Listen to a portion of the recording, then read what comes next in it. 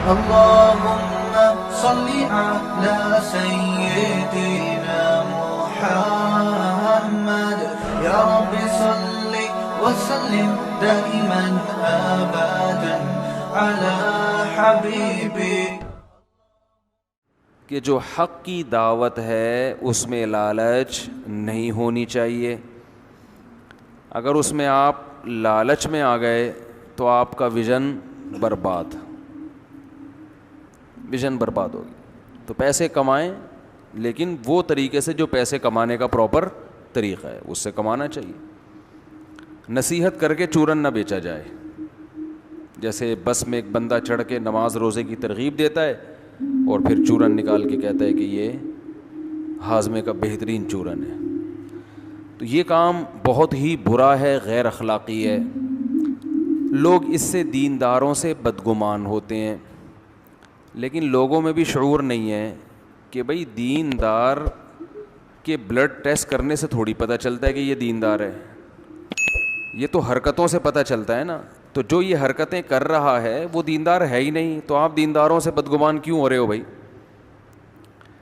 کوئی داڑھی والا آپ نے دیکھا چوری کی ہے اس نے, اب آپ دینداروں سے بدگمان, یار یہ داڑھی والے کیا ہوتے ہیں چور. ابے بھائی تو اسلام میں صرف داڑھی تھوڑی ہے, چوری سے بچنا بھی تو ہے نا. تو دیندار کہاں سے ہو گیا وہ؟ تو یہ بڑا مسئلہ ہے ہمارے معاشرے میں. تو چورن بیچنا مذہب کے نام پہ, لوگوں کی جیبوں پہ نظر رکھنا, لوگوں سے لالچ کرنا, یہ اللہ کو پسند نہیں ہے. اور دیکھو یہ تو میں بہت لمبی پچھلے 2 درسوں میں بات کر چکا ہوں. یہ بات کہنا بھی آسان, سننا بھی آسان, عمل کرنا بڑا مشکل ہے. انسان لالچ میں آتا ہے, لیکن میں آپ کو لالچ سے بچنے کا ایک خاندانی طریقہ بتاتا ہوں کہ سر اٹھا کے جینا سیکھو. کبھی کسی کی جیب پہ نظر نہ رکھو. اگرچہ یہ بات میں بہت ریپیٹ کرتا ہوں, آپ بور ہو جائیں گے, لیکن اس کو بولنے میں بھی مزہ آتا ہے, خدا کی قسم. یہ بات ایسی ہے کہ بولنے میں بھی کیا آتا ہے, اس میں مزہ آتا ہے. کسی سے طمع اور لالچ نہ رکھو, کوئی لالچ نہیں. ہمارے حضرت فرمایا کرتے تھے کہ ناجائز طریقے سے کمانا یہ تو بہت دور کی بات ہے, غیر اخلاقی طریقے سے بھی مت کماؤ. بعض کمانے کے طریقے جائز ہیں, مگر جائز ہونے کے باوجود وہ کیا ہیں, غیر اخلاقی, سوٹ نہیں کرتے ایک شریف آدمی پر. سمجھ رہے ہو؟ شریف آدمی پر سوٹ بولو نہیں کرتے. آج تجارت میں جب تاجر چیزوں کو بیچتا ہے نا تو زبان کو گھماتا ہے, سیدھی بات نہیں کرتا, وہ گھماتا ہے. آپ بات پوچھیں تو گھمائیں گے بات کو. انسان 2 اور 2 4 کی طرح بات کرے, ٹو دا پوائنٹ اور سیدھی. بھی میرا چند دن پہلے ایک صاحب سے بحث ہوئی. وہ اس کے قائل تھے کہ تقلید کرنا اسلام میں جائز نہیں ہے. اگرچہ میرا موضوع یہ نہیں ہے, بات آ گئی ہے تو میں بتا دوں. وہ یہ کہہ رہے تھے کہ اسلام میں کسی کی بھی تقلید جائز نہیں ہے. اس پہ مفتی صاحب مجھ سے مناظرہ کر لیں, بہت دنوں سے پیچھے پڑے ہوئے تھے, مناظرہ کر لیں, میں آپ کی مسجد میں آ کے مناظرہ کروں گا. مناظروں میں تو پھڈے ہوتے ہیں, آپ کو پتہ ہے, ایک دوسرے کو نیچا دکھانا. تو میں نے ان سے کہا کہ مناظرہ تو نہیں ہوگا, آپس میں افہام و تفہیم ہو جائے گی. میرا تو یہی خیال ہے کہ اس زمانے میں کسی ایک فقہ کو فالو کرنا یہ ضروری ہے. اور تقلید 2 طرح کی ہوتی ہے, جائز بھی اور ناجائز بھی. تو میں نے کہا پہلا تو تھوڑا سا یہ بتا دیا جائے کہ آپ کی نظر میں تقلید کا مفہوم کیا ہے. تو ایک نشست ہم اس پہ رکھ لیتے ہیں کہ تقلید کا مفہوم آپ کے ذہن میں کیا ہے. ایسا نہ ہو کہ جس چیز کو آپ تقلید کہہ رہے ہو میں اس کو تقلید نہ کہہ رہا ہوں, میں اس کو کچھ اور کہہ رہا ہوں, اور جس چیز کو میں تقلید کہہ رہا ہوں آپ اس کو کچھ اور کہہ رہے ہو.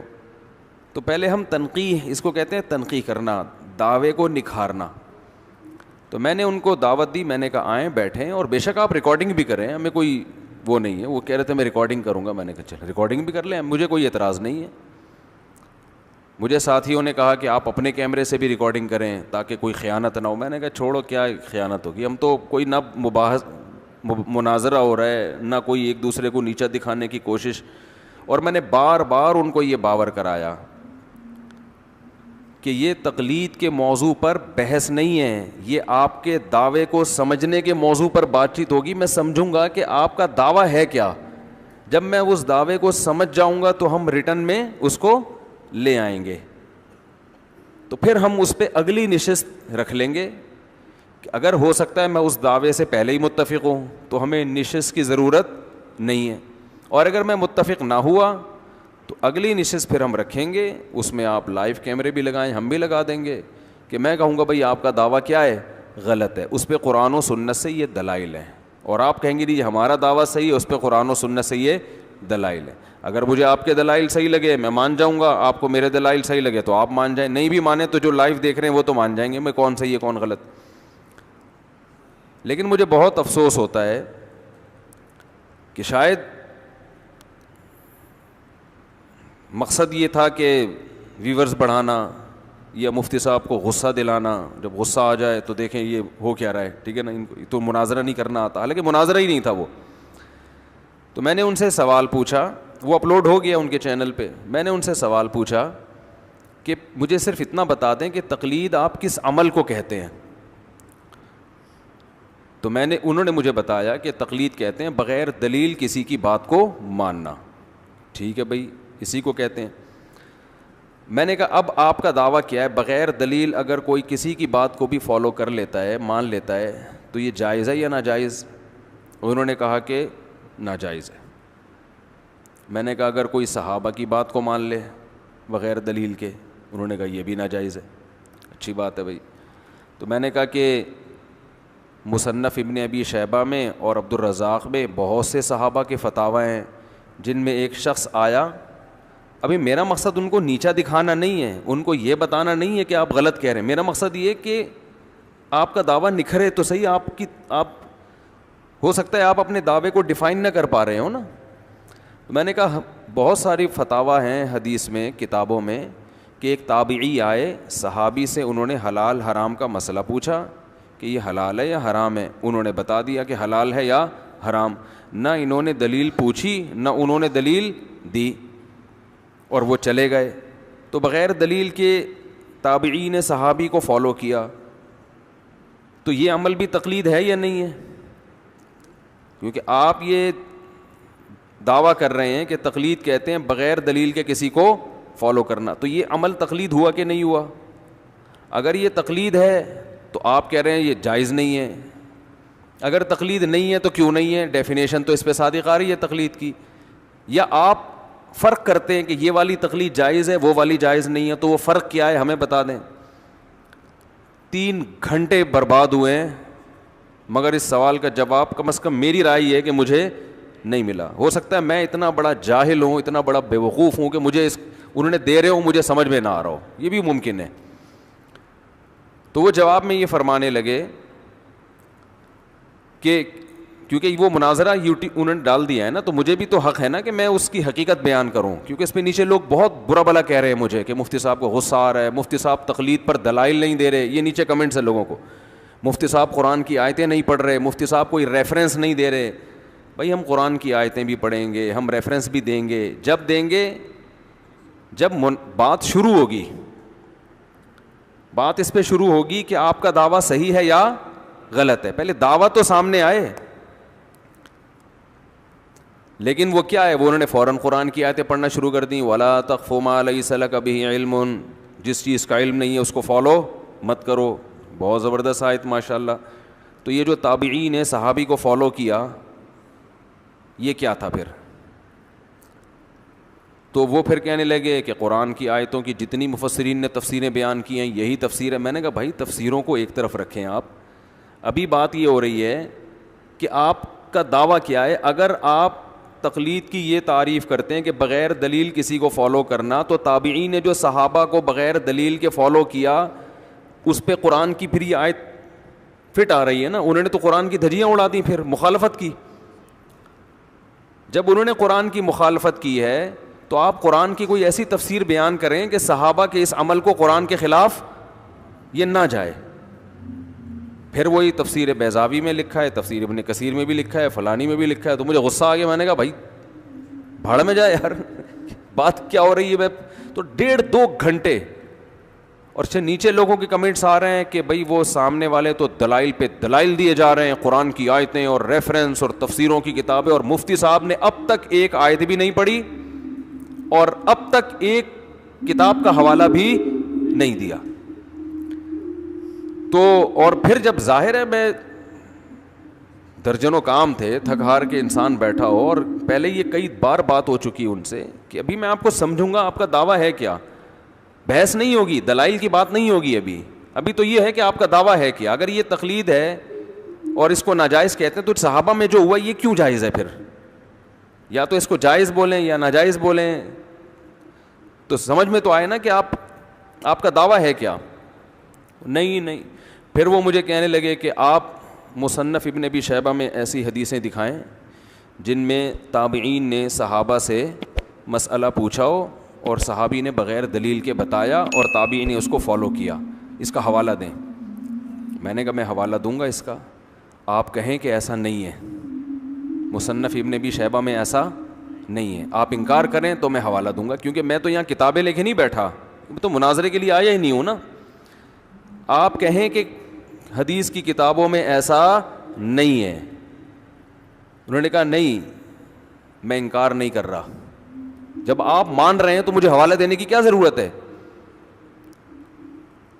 تو فرمانے لگے کہ حدیث میں آتا ہے کہ جو دلیل دیتا ہے نا, اس جو دعویٰ کرتا ہے اس کے ذمے دلیل ہوتی ہے. تو آپ نے دعویٰ کیا کہ حدیث کی کتابوں میں ایسے فتوے ہیں کہ صحابی کی بات کو تابعین نے مانا بغیر دلیل کے. اگر کہہ رہی آپ دعویٰ کر رہے ہیں نا ایسے فتوے ہیں, تو آپ دلیل پیش کریں, کتاب میں دکھائیں کہاں ہیں. مدعی کے ذمے دلیل پیش کرنا ہوتا ہے.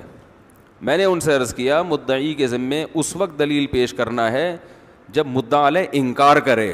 جب انکار نہیں کر رہا تو حدیث میں کہیں نہیں ہے کہ پھر بھی دلیل پیش کرو. پھر میں مثال دے رہا ہوں کہ اس آدمی پہ میں نے دعویٰ کیا اس نے 1 لاکھ روپے میرے کھائے ہیں, یہ کہہ رہے ہیں ہاں کھائے ہیں, تو مجھے کیا ضرورت ہے دلیل پیش کرنے کی؟ یہ بھی وہ کہہ رہا ہے بھائی میں مان رہا ہوں. میں نے کہا آپ کہیں کہ نہیں ہے, تاکہ ٹائم بچے نا, ٹو دا پوائنٹ بات ہو. میں گھر میں جاؤں گا کتابیں اٹھا کے لاؤں گا, نہ میں اس تیاری کے ساتھ بیٹھا ہوں, نہ میں بحث کرنے کے لیے, نہ مناظرہ کرنے کے لیے. تو انہوں نے کہا کہ قرآن میں آتا ہے ہاتھو برہانکم ان کنتم صادقین. قرآن پہ آیتوں پڑھ رہے ہیں, ہاتھو برہانکم ان کنتم صادقین, تم دلیل لے کر آؤ اگر تم سچے ہو. میں نے کہا خود اس قرآن کی آیت سے پتہ چل رہا ہے کہ جو انکار کرے گا اس کے ذمہ دلیل. میں نے کہا قرآن یہ مشرکین سے مطالبہ کر رہا ہے کہ دلیل لے کر آؤ, کیونکہ مشرکین قرآن کی باتوں کا کیا کر رہے ہیں؟ انکار. جو انکار نہیں کر رہے ان سے قرآن تھوڑی دلیل مانگ رہا ہے. قرآن کہہ رہے تم نے ایک دعویٰ کیا ہے, ہم نہیں مانتے اس دعوے کو, تم اس پہ دلیل لے کر آؤ. تو خام خقی ایک بحث. پھر ظاہر انسان کو جب فضول بات ہوتی ہے تو مجھے غصہ بھی آیا پھر اس پہ, تو میں نے تھوڑا سا تیز لہجے میں بات بھی کی. تو وہ بھی پھر نیچے کمنٹس, وہ بھی مناظرہ میں مفتی صاحب کو غصہ آ گیا, مناظرہ ہو رہا ہے دلیل دے نہیں رہے, اب تو ہمیں اور پکا یقین ہو گیا ان کے پاس کوئی دلیل نہیں ہے. تو بتنگڑ بن گیا بات کا. تو یہ مجھے صفائی کا تو حق ہے نا کہ ہوا کیا ہے. جب دلائل سے بات ہوگی انشاءاللہ دلائل کے امار لگائیں گے, ٹھیک ہے نا.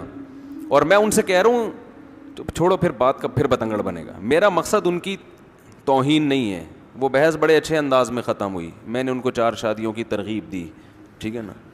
میں نے کہا میں آپ کو جہنمی نہیں سمجھتا, آپ کو یہ سمجھ میں آ رہا ہے ٹھیک ہے کریں آپ. کوئی بنیادی اختلافات تو عقیدے تو سب کے ایک ہی ہیں, اور جنت جہنم ختم نبوت یہ سب مانتے ہیں. تھوڑا سا ہے کہ ٹانگیں چوڑی کر لیں تو پتلی کر لیں, تو زور سے آمین تو آہستہ آمین. تو پھر میں نے آخر میں ویسے ہی ان کا, تاکہ وہ بدمزگی نہ ہو نا بحث کو سمیٹنے کے لیے, میں نے آخر میں ان سے کہہ دیا کہ 4 شادیوں پہ اتفاق ہے یا نہیں ہے. انہوں نے کہا ہاں ہے. میں نے کہا پھر کرو 4 شادی, شاباش.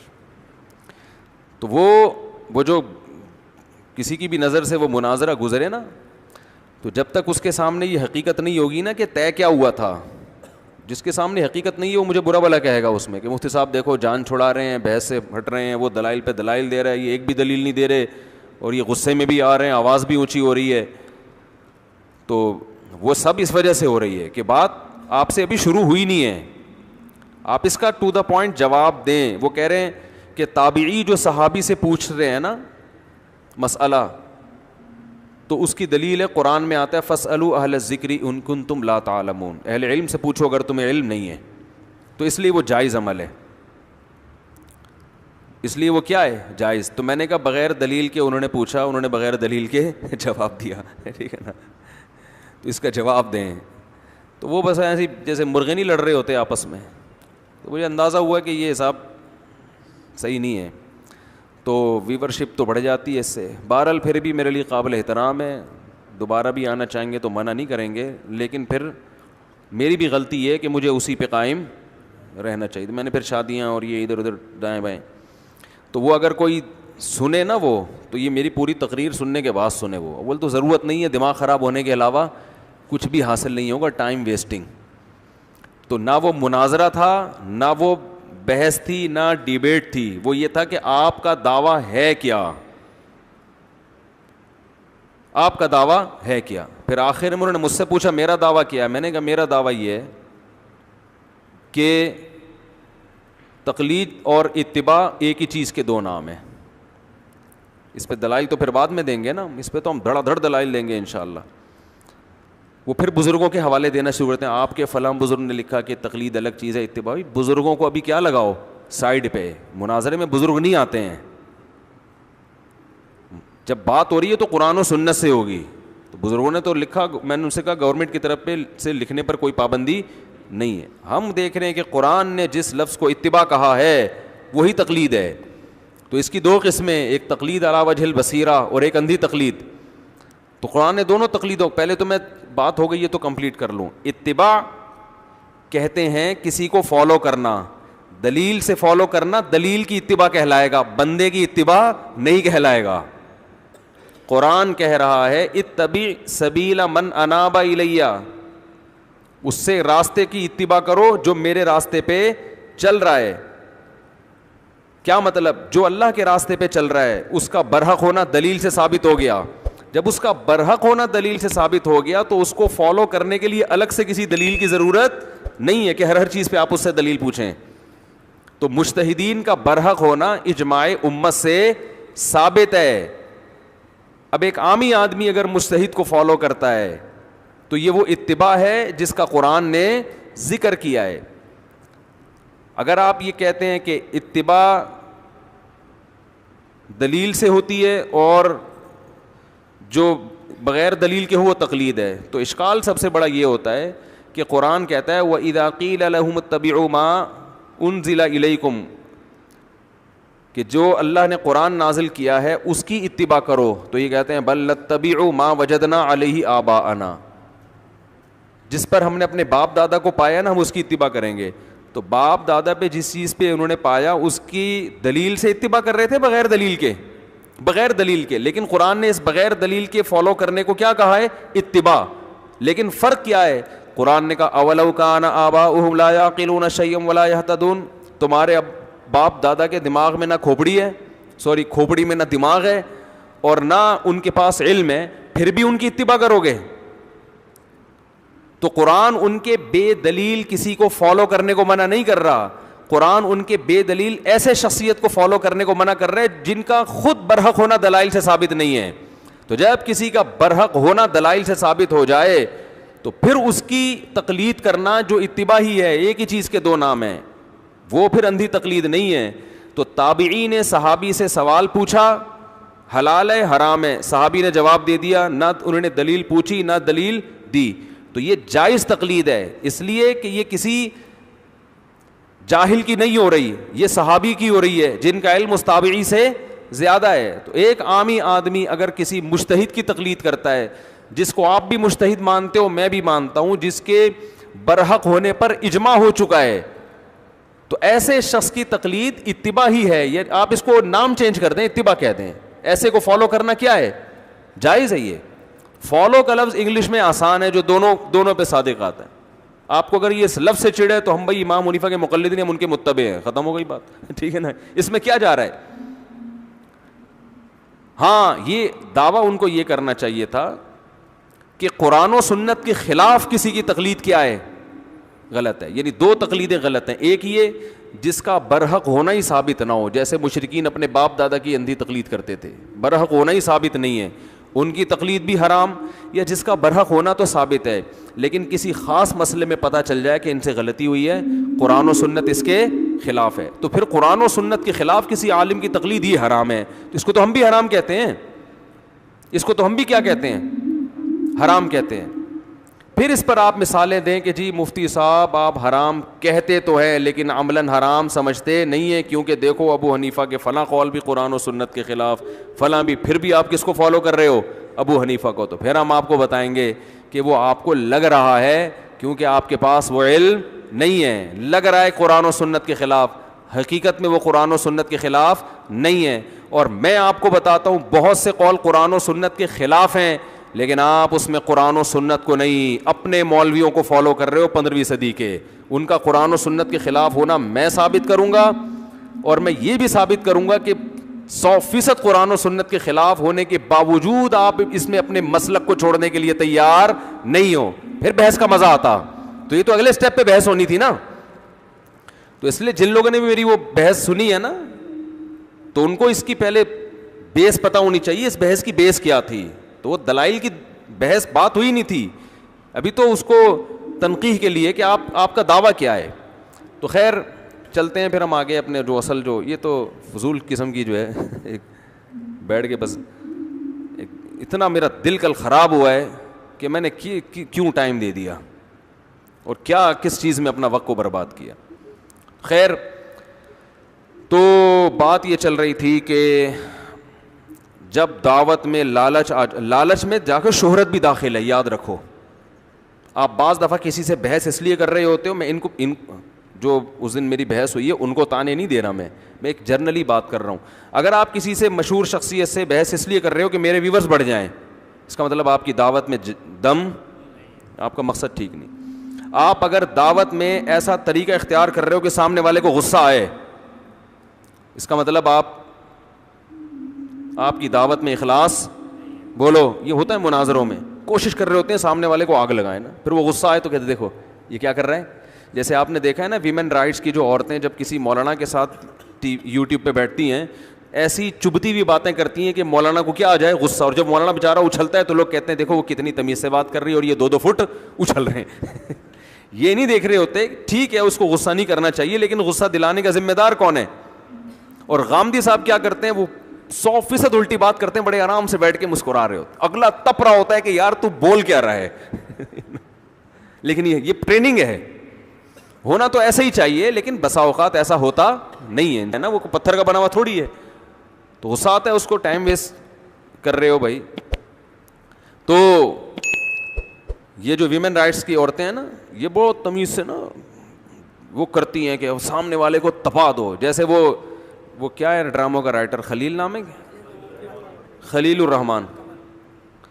الرحمان قمر صاحب, ان کو وہ کیسے وہ میرا جسم میری مرضی والی نے غصہ دلایا, بولنے نہیں دے رہی, درمیان میں وہ بات کر رہے ہیں بولنے نہیں دے رہی, پھر جب غصہ آ کے انہوں نے چیخنا شروع کیا تو میڈیا نے کتنا اچھالا, دیکھو عورت سے بات کرنے کی تمیز نہیں ہے. حالانکہ وہ 100% درست, یہ کوئی نعرہ ہے میرا جسم میری مرضی, اس پہ غصہ نہیں آئے گا غیرت مند آدمی کو. تو اس کا یہ علاج تھوڑی ہے کہ ان کو دلائل سے بیٹھ کے سمجھائے نہیں ایکچولی دیکھیں آپ کا جسم تو ہے, اگر ٹھیک ہے ہمیں پتہ ہے آپ کی مرضی ہے لیکن ایکچولی اس جسم پہ تھوڑا سا اگر ڈریسنگ اچھی ہو جائے تو. یہ نہیں ہے, ان کا علاج یہی ہے کہ تمہیں بےہودہ عورت, تمہیں شرم نہیں آتی, تمہارے جسم پہ کوئی تھوکتا نہیں ہے, میرا جسم میری. بالکل صحیح جواب دیا خلیل الرحمان صاحب نے, زندہ باد. مجھے اتنا مزہ آیا, میں نے کہا یار دوبارہ سے وہ میں نے جب کلپ دیکھا نا ریورس کر کے, میں نے کہا دوبارہ سے بار بار دیکھو یار اتنا مزہ آ رہا ہے. وہ ایک آدمی سے کسی نے کہا نا کہ چلو چھوڑو, پھر وہ قصے کہانیاں بہت آ جاتی ہیں. تو وہ بعض لوگوں کی کوشش ہوتی ہے کہ سامنے والے کو کیا کرو, تپاؤ. جب وہ 2-2 فٹ اچھلنے لگے نا, پھر دیکھو یہ ہو کیا رہا. ہمارے مدرسے میں ایک طالب علم تھا, طلبہ کی عادت ہوتی ہے چھیڑنے کی نا, فارغ ہوتے ہیں بالکل, بس ایک ہی غم ہوتا ہے پڑھائی کا. تو بعض طلبہ شرارتی ہوتے ہیں, تو وہ کسی نہ کسی طالب علم کو ہدف بنا کے اس کو چھیڑنا شروع کر دیتے ہیں. اسکولوں کالجوں میں تو یہ بہت زیادہ ہوتا ہے لیکن مدرسوں میں ریشو کم ہے مگر ہوتا ہے. تو اس کو چھیڑتے تھے, وہ تھوڑا سا قد کا چھوٹا تھا, یوں اس کو ہر وقت تنگ کر کے، جب وہ غصہ آتا نا اس کو کہتے ہیں اعصابی کمزوری ہے اس میں. جب بہت زیادہ غصہ آتا تو کیا کہتے ہیں؟ یار کمزور اعصاب بھی کمزور ہیں کہ بات پہ کیا آ جاتا ہے غصہ.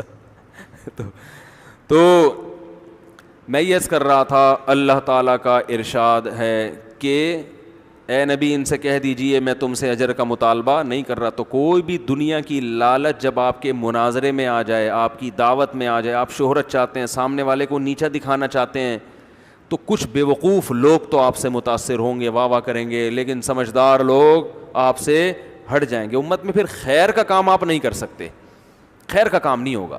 ہاں لڑوانے کا ہوگا، دبا کے پھر وہ بم بن جائے گا. آپ ایٹم بم تیار کر رہے ہو جن کا کام لوگوں کو جا کے کیا ہے؟ چھیڑنا ہے. دیکھو میرا موقف ہے کہ میں فرض نماز کے بعد اجتماعی دعا کو نہیں مانتا، یہ کہیں بھی ثابت نہیں ہے، نہ قرآن میں ہے، نہ کسی صحیح حدیث میں ہے، نہ صحابہ کا عمل ہے، نہ فقہ کی کتابوں میں جو مفتہ بھی قول ہے کہیں بھی نہیں لکھا، بلکہ اس کے اگینسٹ لکھا ہوا ہے.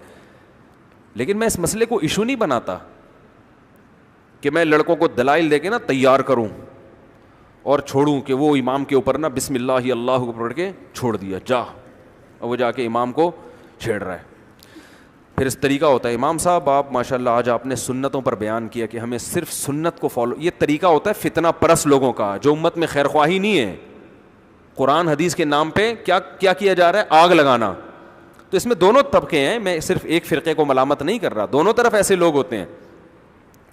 تو جا کے کیا کیا؟ اب جا کے مفتی طارق مسعود صاحب کا بیان سنا، جا کے اس کو جناب جا کے اور کچھ دلائل سن لیے، تو جا کے امام صاحب کو چھیڑا جس کے پیچھے 20 سال سے نماز پڑھ رہے ہیں، جس کا ادب آپ پر واجب تھا. فرض نماز کے بعد اگر اجتماعی دعا مفتی صاحب کی رائے میں ثابت نہیں ہے تو امام کا احترام تو بہرحال ثابت ہے. خارج کرنا اگر ہو رہی ہے تو کرو، اور اپنے کرو نا، دوسرے کو خارج کیوں کر رہے ہو؟ جا کے آپ جا کے کسی کو کھجا رہے، کہہ رہے کیا کر رہا ہے بھائی؟ کہہ رہے ہو سکتا ہے آپ کے یہاں خارج ہو رہی ہو، تو وہ کہے گا ہو تجھے رہی ہے کر مجھے رہا ہے. تو جا کے امام صاحب سے ملتے ہیں. امام صاحب یہ جو آپ نماز کے بعد دعا مانگتے ہیں یوں یوں کر کے، یہ کہاں لکھا ہوا ہے؟ کہیں گے بھائی سارے اکابر مانتے ہیں سب. یہ وہ بیچارہ ہر امام کے پاس نہ اتنی نالج ہوتی ہے نہ علم ہوتا ہے، وہ اسی کا مکلف ہے کہ بھئی علماء کر رہے ہیں تو اس بیچارے کو کیا پتہ. امام صاحب اس کا مطلب آپ اندھے مقلد ہیں، اس پہ کوئی حدیث پیش کریں، اس کو کیا پتہ؟ نہیں، ہر ایک کو پتہ ہوتا حدیثوں کا. اور جو عالم بھی ہوتے ہیں ہر ٹاپک پر ان کی ہر وقت تیاری نہیں ہوتی. یہ نہیں ہوتا کہ ہر ٹاپک پر کوئی ہر وقت تیاری، اور تیاری اگر کی بھی ہو تو وہ 1 مہینے میں بھول چکا ہوتا ہے اس تیاری کو، اس کو دوبارہ دیکھنا پڑتا ہے. کوئی بھی دنیا میں ایسا فنٹر نہیں ہے 24 گھنٹے ہر مسئلے پر اس سے آپ ڈسکشن کروا لو. اگر کوئی 24 گھنٹے ہر مسئلے پر بول رہا ہے اس کا مطلب غلط بول رہا ہے، وہ صحیح بول ہی نہیں سکتا. تو ہم نے بڑے بڑے علماء سے مسائل جب رابطہ کرتے ہیں، ان کو چھوٹے چھوٹے مسائل یاد نہیں ہوتے، بڑے بڑے علماء کو چھوٹے چھوٹے یاد نہیں ہوتے، اور وہ بتا دیتے ہیں ہمیں نہیں ابھی ذہن میں نہیں ہے جواب. تو یہ اچھا لگتا ہے ہمیں. تو جا کے امام کو کیا کرتے ہیں؟ چھیڑتے ہیں. امام بیچارے کو جواب نہیں آ رہا ہوتا، اب وہ اپنی توہین بھی محسوس کرتا ہے کہ یار مجھے تو بدعتی قرار دے دیا. امام صاحب آپ تو بدعتی ہو، اب میں آپ کو دلائل سے سمجھاؤں گا، میں بحث کروں گا. تو وہ کوئی تیار ہو جاتا ہے بحث کے لیے، کوئی تیار نہیں ہوتا، جان چھڑاتا ہے کہ بھئی ہمیں اور بھی دنیا میں غم ہے، جاؤ بڑے علماء سے بحث کرو، وہ فتویٰ دے دیں گے تو ہم بھی اسی پر عمل کریں گے، ہم تو اس کے مکلف ہیں. بڑے ادارے کیا کہہ رہے ہیں؟ وہ کہہ رہے ہیں بھائی سنت ہے تو چلو ہم بھی کر رہے ہیں. تو وہ تو بیچارہ اس پہ اس کی بخشش انشاءاللہ ہو جائے گی. اور پھر بدعت کی نوعیت کیا ہے؟ کوئی شرک و کفر کا مسئلہ تو نہیں ہے نا. بذات خود تو فرض کے بعد دعا کی فضیلت ہے، یہ کیفیات ثابت نہیں ہے. تو ایک چیز کی اصل ثابت ہے، یہ کیفیات نہیں ہے، تو معاملہ تھوڑا سا کیا ہو گیا؟ ہلکا ہو گیا. اور یار بدعت بھی ہے تو مسجدوں میں نفرتیں پھیلانا اور چھوٹی چھوٹی باتوں پہ امت کو لڑوانا، یہ تو اس سے بڑی بدعت ہے نا. نبی صلی اللہ علیہ وسلم نے بیت اللہ کی 4 دیواری کو مختصر کر دیا، بڑا نہیں کیا، کہ اگر میں بڑا کروں گا، ابراہیم علیہ السلام نے جہاں تک کھینچا تھا وہاں کروں گا تو مشرکین مکہ کہیں گے تم تو قبلہ ہی بدل رہے ہو. کوئی بات نہیں، اس کو ایسے ہی رہنے دو، طواف لمبا کر لیا کرو وہیں سے. تو امت میں توڑ پیدا نہ ہو، امت میں جوڑ رہے، مسجدوں کا ماحول اچھا رہے. اس کی حکمت کا تقاضا یہ ہے کہ آپ نہ مانگیں، دوسرے کو ایک دفعہ سمجھا دیں، سمجھ میں آگے ٹھیک ہے، ورنہ اس کو اپنے حال پہ چھوڑ دیں. میں تو یہاں تک اہتمام کرتا ہوں کہ میں جب جماعت میں پیچھے کھڑے ہو کر نماز پڑھتا ہوں، امام دعا مانگ رہے تو میں ہاتھ نیچے کر کے بیٹھا رہتا ہوں، اٹھ کے نہیں جاتا میں، اس لیے کہ سب مڑ کے دیکھیں گے یہ ان کو کیا ہو گیا، کیوں جا رہے ہیں یہ. تو پھر وہ سب پوچھیں گے کیوں جا رہے ہو, پھر میں بتاؤں گا بڑا مزہ آئے گا, کیونکہ یہ ثابت نہیں ہے اور میں تو قرآن و سنت پہ عمل کرتا ہوں, لہٰذا میں کیا کر رہا ہوں, جا رہا ہوں. لوگ کہیں گے واہ یار, پوری مسجد میں ایک آدمی ہے جس کو قرآن و سنت سمجھ میں, باقی سارے وہ تو پکوڑے بیچ رہے ہیں. تو اصلاح کا یہ طریقہ نہیں ہے. اصلاح کا طریقہ یہ ہے کہ آپ اپنے لیول کے آدمی سے بات کر لیں, یا جو آپ کے ماتحت ہیں ان کو سمجھا دیں. جیسے آپ لوگ مجھے فالو کرتے ہیں, آتے ہیں, مسائل پوچھتے ہیں, تو میں اپنی رائے آپ کے سامنے بتا دیتا ہوں, اور پھر یہ بھی بتا دیتا ہوں پڈا کرنے کی ضرورت نہیں ہے. تو رائے کا اظہار بھی کرنا ہے, اور وہ اظہار بھی کس طرح سے ہوگا, تمیز سے ہوگا. تو اسی وجہ سے ہم تو 20 سال سے قائل نہیں ہیں اس کے, لیکن میری وجہ سے یا ہمارے جو علماء اس کے قائل ہیں ان کی وجہ سے کسی مسجد میں کبھی جھگڑا نہیں ہوا, کوئی کسی امام سے بدگمان نہیں ہوا. میں نے جس امام کے پیچھے 20 سال یا 30 سال نماز پڑھی ہے, وہ ہر نماز کے بعد اجتماعی دعا مانگتے تھے. ہم نے بھی ان کو ایک دفعہ محبت سے, خود نہیں, کیونکہ چھوٹا آدمی بڑے کو سمجھائے گا انسلٹ, کسی بڑے سے کہلوایا تو وہ نہیں مانے, کوئی بات نہیں یار, 20 سال جس کے پیچھے نماز پڑھی ہے اور پڑھ رہے ہیں, اور ان سے اور کتنی اچھی باتیں ہم نے سیکھی ہیں, کتنی موٹیویشن ملتی ہے ان سے, ہمیں گناہ چھوڑو, نیکی کی طرف آؤ, سنت کو فالو کرو. ایک چیز میں ان کی رائے نہیں ہے تو کیا ہو گیا, تو ان خوبیوں کو دیکھا ان کا, تبھی جب بھی ان کو پتا تھا کہ یہ نہیں کرتا مانگتا, لیکن ملتے تھے بڑے اچھے طریقے سے. یہ چیز مارکیٹ میں کیا ہو رہی ہے, بولو, شارٹ. ہر آدمی اپنی رائے, اچھا یہ بھی جب ہے جب رائے بھی صحیح ہو. ایک تو آپ کی رائے ہوتی بعض دفعہ غلط ہے, آپ کم علمی کی وجہ سے اس کو صحیح سمجھ رہے ہو, اور اس رائے کو بھی زبردستی تھوپتے ہیں, تھوپنے کی کوشش کر رہے ہیں مان. تو بہت نیوٹرل ہو کے بحث کرنی چاہیے. میں حضرت مفتی تقی عثمانی صاحب دامت برکاتہم کی محفلوں میں بھی بیٹھا ہوں, جب بڑے بڑے علماء کی آپس میں ڈیبیٹ ہوتی ہے. دارالعلوم کرنگی کے علماء, جامع الرشید کے بڑے چوٹی کے علماء آپس میں بیٹھتے ہیں, ہم بھی جا کے بیٹھ جاتے ہیں کبھی کبھار سائڈ پہ. تو میں نے دیکھا ہے کہ جو جتنا بڑا عالم ہوتا ہے نا, وہ اتنا کم بول رہا ہوتا ہے.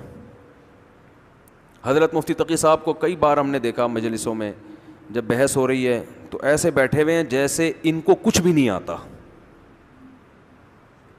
کوئی دیکھنے والا سمجھے گا, وہ سمجھے گا اس محفل میں سب سے کم علم یہ ہیں. ایسا لگ رہا ہوتا ہے وہ سیکھنے کی زیادہ کوشش کر رہے ہیں, سکھانے کی کم, کہ بھئی پہلے ہو سکتا ہے اس کے پاس دلیل ایسی ہو جو میرا موقف ہی چینج ہو جائے. تو ایسے آرام سے جب سب ان کو کہتے ہیں حضرت آپ بھی تو کچھ کہیں, تو پھر وہ بڑے آرام سے کہ یہ ماشاءاللہ بھائی نے دلیل دی ہے. اس میں اصل میں تھوڑا سا یہ اشکال ہوتا ہے, تو اس اشکال کو ہم سب مل کے غور کر لیتے ہیں. اتنا اچھا لگتا ہے خدا کی قسم. اور حضرت مفتی رشید احمد صاحب رحمہ اللہ کے ساتھ ہم نے ٹائم گزارا. حضرت مفتی رشید احمد صاحب مفتی تقی صاحب کے بھی استاذ تھے, اور 7-8 سال حضرت مفتی تقی صاحب اور مفتی رفیع صاحب نے مفتی رشید احمد صاحب سے پڑھا ہے. تو ان کی کسی مسئلے پر بحث ہوئی, اتنی آرام سے, اتنی محبت سے, پتہ ہی نہیں چل رہا ان میں استاذ کون ہے اور شاگرد کون. تو وہ بحث کسی ایک رائے پر نہیں ہوئی. تو جب رائے نہیں ہوئی تو حضرت نے پھر خط و کتابت بھی ہوئی, تو وہاں بھی کوئی ایک رائے نہیں ہوئی. تو حضرت نہیں کہا تو میرا شاگرد ہو کے ایسی باتیں کر رہے ہیں, تجھے تو میں نے پڑھایا ہے, تو میری بات نہیں مان رہا. نہ انہوں نے کہا کہ آپ استاذ ہونے کا ناجائز فائدہ اٹھا رہے ہو. ٹھیک ہے نا. بحث ہوئی کرنسی کی خرید و فروخت سے متعلق, وہ بحث تھی. تو جب کوئی نتیجہ نہیں ہوا, اب یہ تھوڑی کہ قیامت تک کسی پر بحث ہوتی رہے گی, بھائی کوئی نتیجہ نہیں نکل رہا, تو حضرت نے کیا کیا, حضرت مفتی تقی عثمانی صاحب جو حضرت کے شاگرد تھے, ان کے دلائل اور اپنے دلائل دونوں ایک کتابی شکل میں شائع کر دیے کہ میرے یہ دلائل ہیں, ان کے یہ دلائل ہیں, ان کا یہ جواب ہے. تو اب اہل علم جو ہے ان کے سامنے دونوں آرا آ گئی ہیں, تو وہ خود فیصلہ کریں کہ کیا کرنا ہے. یہ ہوتا ہے علماء کی آپس میں بات چیت کا, بولو, طریقہ. لیکن بشرطے کہ سامنے والا بھی کیا ہو, عالم ہو, اور سامنے والا کی کوشش ہی شروع سے یہ ہو جائے نا کہ وہ نیچے دکھانا ہے آپ کو, تو بس پھر تو پھڈا ہوگا. ٹھیک ہے نا. لوگ کہتے ہیں دونوں لڑ رہے ہیں, تو بھائی ہو سکتا ہے ایک لڑ رہا ہو, دوسرا کیا کر رہا ہو, دفاع کر رہا ہو. تو تمیز مارکیٹ میں کیا ہو گئی ہے, شارٹ ہو رہی. ایک دفعہ حضرت مفتی رشید احمد صاحب اور ان کے استاد سے حضرت مفتی شفیع صاحب, وہ بہت بڑے عالم تھے جو مفتی تقی عثمانی صاحب کے والد ہیں, دارالعلوم میں ایک پیچیدہ مسئلہ آیا, اور جس نے مسئلہ پوچھا تھا اس نے کہا تھا ان دونوں مفتیوں کے دستخط چاہیے مجھے. دونوں مفتیوں کے دستخط چاہیے اس فتوے پہ. تو جب اس مسئلے پہ ڈسکشن ہوئی تو مفتی شفیع صاحب کی رائے الگ تھی. اچھا یہ جو مسئلہ ہے نا حضرت نے کتابی شکل میں شائع کر دیا, حضرت کے انتقال کے بعد چند مہینے بعد یہ مسئلہ دوبارہ اٹھا تو مفتی تقی صاحب نے کی رائے چینج ہو گئی. انہوں نے وہی پھر فتویٰ دیا جو حضرت مفتی رشید احمد, اور اخبار میں اعلان بھی کیا کہ میری رائے کیا ہو گئی ہے, کیونکہ بعض دفعہ شرح صدر اس وقت نہیں ہوتا, بحث میں انسان الجھ جاتا ہے, بعد میں کبھی ٹھنڈے دماغ سے غور کرتا ہے تو بات سمجھ میں آ جاتی ہے. تو انہوں نے پھر اعلان کیا, اخبار میں شائع بھی کیا, وہ میں نے اخبار میں ان کا رجوع بھی پڑھا کہ میں نے اس رائے سے رجوع کر لیا ہے. تو تمیز سے بہت سارے کام بولو ہو سکتے ہیں. تو اس شخص نے کہا کہ دونوں کا فتویٰ چاہیے. اب یہ جہالت کی بات ہے کہ بھئی جو قرآن و سنت کے مطابق ہوگا وہ والا چاہیے, تو یہ قرآن و سنت ہی, یہ تورات انجیل کے مطابق تھوڑی فتویٰ دیں گے, مفتی لوگ ہیں بھائی, آپ ان پر اعتماد کر رہے ہو. تو اب کیا ہوا کہ دونوں کی رائے میں اختلاف, بہت بحث ہوئی, اتفاق نہیں ہوا. تو حضرت نے فرمایا کہ آپ اپنی رائے کے مطابق اس کو جواب دے دیں, میں شاگرد ہوں, میری رائے میں غلطی کا امکان زیادہ ہے, تو آپ اپنی رائے کے مطابق. تو انہوں نے کہا کہ نہیں, میں یہ ذمہ داری نہیں لیتا, ہو سکتا ہے میری رائے غلط ہو. آپ یعنی وہ بھی تو بڑے عالم تھے مفتی رشید احمد صاحب, کہ آپ کو جب اتفاق نہیں ہو رہا تو میں اپنے کندھے پہ رکھ کے بندوق کیوں چلاؤں, تو میں دستخط نہیں کروں گا, لیکن آپ اپنی رائے کے مطابق جواب دیں اور اس پہ سائن کر دیں. میں سائن نہیں کروں گا کیونکہ میرا سائن اس تو علامت ہے نا کہ میں اس سے متفق ہوں, تو میں متفق نہیں ہوں, لیکن آپ جواب لکھیں. وہ کہہ رہے نہیں آپ جواب لکھیں, میں سائن نہیں کروں گا, سائن آپ کریں گے. اب مستفتی کو تو جواب دینا ہے نا, جب اتفاق نہیں ہو رہا تو بھائی دونوں میں سے کوئی مفتی بھی رائے دے دے تو عامی آدمی کے پاس اس سے زیادہ اس کا مکلف نہیں ہے وہ. اب ایک شخص اٹھ کے کہے کہ مستفتی سے کہے کہ ان دونوں میں سے جو قرآن حدیث کے مطابق ہے اس کو لو, جو نہیں ہے چھوڑ دو. وہ کہے گا جب ان دونوں مفتیوں کی سمجھ میں نہیں آ رہا کہ قرآن حدیث کے مطابق کون سا, میری سمجھ میں کہاں سے آئے گا. ایسے موقع پہ تقلید کے علاوہ آپ کے پاس کوئی راستہ ہوتا ہی نہیں ہے. ابو حنیفہ امام شافعی کا اختلاف ہوا, دونوں کے پاس حدیثیں تھیں, آپ کو ان میں جس کا قول حدیث کے مطابق ہو اس کو لے لو. ابے بھائی یہی تو فیصلہ نہیں ہو پا رہا کہ کس کا قول حدیث کے مطابق ہے. اب اختلاف ہو گیا ہے تو اب اس میں عوام فیصلہ نہیں کرے گی, عوام کے پاس وہ صلاحیت نہیں ہے. وہ ابو حنیفہ شافعی نہیں کر سکے, تم کہاں سے کرو گے. عوام اب ایک کو فالو کرے گی, دوسرے پہ تان و تشنیع نہیں کرے گی, فالو تو ایک ہی کو کرے گی نا. تو ان مسائل میں تقلید ہوتی ہے, اور ان مسائل میں تقلید کے علاوہ آپ کے پاس کوئی آپشن نہیں ہے. اور اس میں اہل حدیث کے عوام بھی اپنے علماء کی تقلید ہی کر رہی ہوتی ہے, 100% تقلید کر رہی ہوتی ہے. یہ ناممکن ہے کہ وہ تقلید نہ کرے.